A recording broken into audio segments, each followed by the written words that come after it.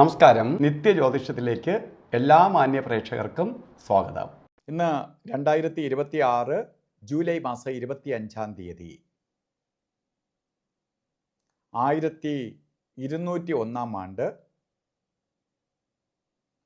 കർക്കിടക മാസം 9-ാം തീയതി ശനിയാഴ്ച. ഇന്ന് തൃക്കേട്ട നക്ഷത്രമാണ്. തൃക്കേട്ട നല്ല നക്ഷത്രമല്ല, ശുഭനക്ഷത്രമല്ല, ശുഭകാര്യങ്ങൾക്ക് എടുക്കാവുന്ന നക്ഷത്രമല്ല. ഇന്നത്തെ ദിവസവും ശുഭദിനമല്ല. അപ്പോൾ നക്ഷത്രവും കൊള്ളൂല, ദിവസവും കൊള്ളൂല. അപ്പോൾ മൊത്തത്തിൽ പറഞ്ഞാൽ ഇന്ന് കൊള്ളൂല. ഇന്നത്തെ ഓരോ കാര്യങ്ങൾ സൂക്ഷിച്ച് കണ്ട് വേണം ഓരോ കാര്യങ്ങളിൽ ഇടപെടാൻ. ഒന്ന് സംസാരിക്കുന്നിടത്താവട്ടെ, ആരുമായിട്ടെങ്കിലും ഇടപെടുന്നതാവട്ടെ വളരെ സൂക്ഷിച്ചായിരിക്കണം. കാരണം ശത്രുതയുണ്ടാവും, കാര്യതടസ്സം ഉണ്ടാവും, അതുപോലെ അസ്വസ്ഥതകൾ വരും. അതുകൊണ്ട് വളരെ ശ്രദ്ധയോടുകൂടി നമ്മൾ ഇന്നത്തെ ദിവസത്തെ കൊണ്ടുപോകണം. പ്രാർത്ഥന നിരതരായിരിക്കണം. പുതിയ സംരംഭങ്ങളിൽ കൈവയ്ക്കാതിരിക്കുക. അതുപോലെ കർക്കിടക മാസത്തിലെ തൃക്കേട്ട നക്ഷത്രം ബർത്ത്ഡേ വന്നിട്ടുള്ളവർ ഒരു വർഷത്തെ ഫലത്തെയാണ് ചിന്തിക്കേണ്ടത്. വാർഷിക ഫലത്തെ ചിന്തിക്കുമ്പോൾ നിങ്ങൾ ഒരു വർഷവും സൂക്ഷിക്കണം. തൃക്കേട്ടക്കാർ മൊത്തത്തിൽ തൃക്കേട്ടക്കാരുടെ ഫലമല്ല ഞാൻ പറയണത്, ബർത്ത്ഡേ വന്നിട്ടുള്ള തൃക്കേട്ടക്കാരുടെ കാര്യം. അപ്പോൾ വളരെ സൂക്ഷിക്കണം. എന്തൊക്കെ സൂക്ഷിക്കണം? സാമ്പത്തിക കാര്യങ്ങളിൽ സൂക്ഷിക്കണം. കാര്യങ്ങൾ വിഘ്നപ്പെടും, തടസ്സം വരും, രോഗാദി ദുരിതങ്ങളുണ്ടാവും, ശത്രുഭയം ഉണ്ടാവും, ശത്രുക്കളിൽ നിന്ന് ശത്രുക്കളുടെ എണ്ണം കൂടും, അപകടങ്ങൾ വരാം. അപ്പോൾ ഇങ്ങനെ നമുക്ക് ഭയാനകമായ അല്ലെങ്കിൽ നെഗറ്റീവ് ഫലങ്ങൾ കൂടുന്ന ഒരു വർഷമാണ്. അപ്പം നമുക്കിതിൽ നിന്ന് രക്ഷപ്പെട്ടു പോകണം. അതിന് വേണ്ടിയോ ശനിദേവൻ തരും പോലെ ഒരു ഗ്രഹം തരത്തില്ല, ശനി ഒരാളിനെ ബുദ്ധിമുട്ടിക്കുന്നത് പോലെ ഒരു ഗ്രഹം ബുദ്ധിമുട്ടിക്കുകയില്ല. അപ്പോൾ ശനീശ്വരനെ അത്രയ്ക്ക് പ്രീതിപ്പെടുത്തി കൊണ്ടുപോകണം. അതിനുവേണ്ടി എന്ത് ചെയ്യണം?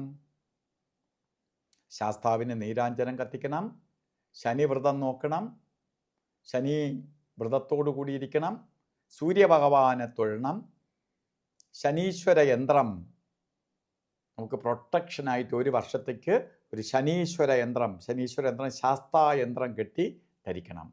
അപ്പോൾ എന്തു ചെയ്യും? ഒരു കവചം സൃഷ്ടിക്കും. അപ്പോൾ നമ്മളെ നെഗറ്റീവ്, ഈ പറഞ്ഞ നെഗറ്റീവ് ഒന്നും ബാധിക്കത്തില്ല. അപ്പോൾ പ്രൊട്ടക്റ്റ് ചെയ്യണം. അതുപോലെ തന്നെ ഇന്നത്തെ ദിവസം നമുക്ക് ഓരോ കാര്യത്തിന് ഇറങ്ങുമ്പോഴും ശ്രദ്ധയോടുകൂടി ഇറങ്ങണം. പ്രത്യേകിച്ച് രാഹുകാല സമയം നോക്കി വേണം യാത്ര തിരിക്കാൻ. രാഹുകാലം എല്ലാ ദിവസവും 1.5 മണിക്കൂറോളം രാഹുകാല സമയമുണ്ട്.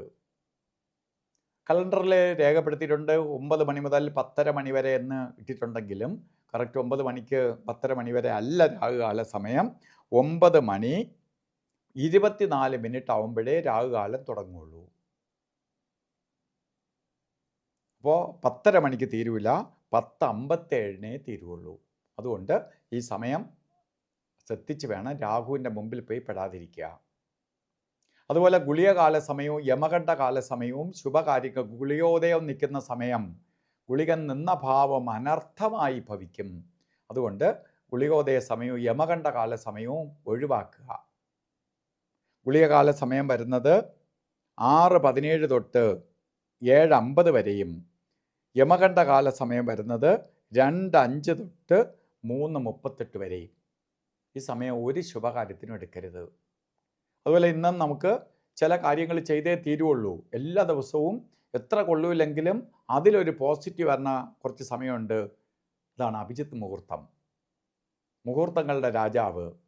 അവിടെ ഒരു പോസിറ്റീവ് കവലം സൃഷ്ടിച്ച് നമുക്ക് ആ സമയത്തിനുള്ളിൽ എന്തെങ്കിലും ചെയ്താൽ ആരുടെയും തടസ്സം മാറ്റി തന്ന് കൊണ്ടുപോകും.